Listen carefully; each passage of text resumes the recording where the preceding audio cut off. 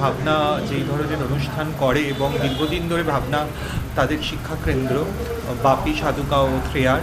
তো আমার মনে হয় যে ওরা খুব সুন্দরভাবে নতুন প্রতিভাকে এগিয়ে দিচ্ছে, যেটি খুব দরকার এবং এই ধরনের ইনস্টিটিউশনের এগিয়ে আসা সমাজের জন্য খুব প্রয়োজন, যাতে বাচ্চাদের মধ্যে আমাদের ইন্ডিয়ান হেরিটেজ, ইন্ডিয়ান সংস্কৃতি যাতে ওদের মধ্যে ছড়িয়ে পড়ে, তো সেটা খুব প্রয়োজন। তো সেই কাজটা ভাবনা খুব সুন্দর করে করছে, তাই জন্য ভাবনার কর্ণধার বাপি এবং শ্রেয়াকে আমার অনেক অনেক শুভেচ্ছা, অনেক অনেক ভালোবাসা।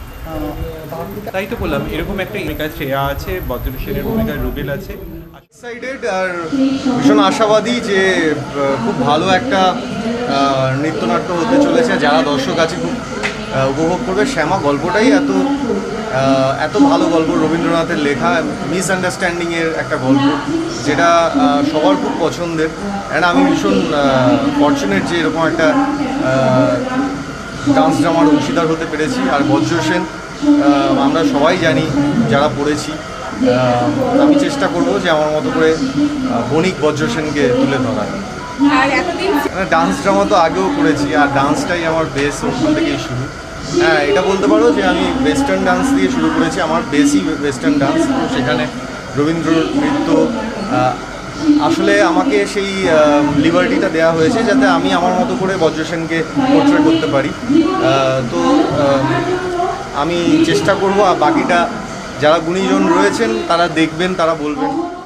শারীরিক ক্ষমতা নেই, আজ একটাই বলবো যে এতদিনের পরিশ্রম আজ সেটা সকলে পারফর্ম করছে মঞ্চে। তবে আমার একটাই আক্ষেপ, এতগুলো বাচ্চা নাচলো, আমি কারো নাচ দেখতে পাইনি, কারণ আমি নিজে তৈরি হচ্ছিলাম।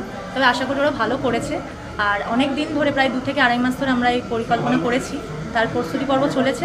আজকে সেটা মঞ্চস্থ হচ্ছেন, অনেক দর্শক এসেছেন আমাদের অনুষ্ঠান দেখার জন্য, সেটা একটা বিরাট পাওয়া। তো আর কিছুক্ষণ পরেই আমাদের শ্যামা অনুষ্ঠিত হবে মঞ্চে, তার জন্য প্রস্তুতি চলছে। রুবেলদা এই শ্যামা নৃত্যনাট্যে বজ্র সেনের ভূমিকা অভিনয় করছেন আমার বিপরীতে। তার ভূমিকাটা তো ভীষণই ভালো।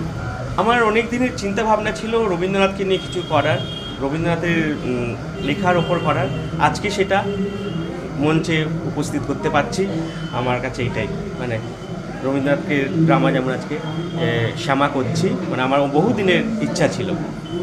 ফাইনালি আজকে রেজাল্ট একদম একদম একদম কি বলে যারা বাচ্চারা করলো ওদেরকে কি? বাচ্চারা তো অসাধারণ করেছে এবং অডিয়েন্সই কথা বলেছে বাচ্চারা কেমন পারফর্ম করেছে না করেছে।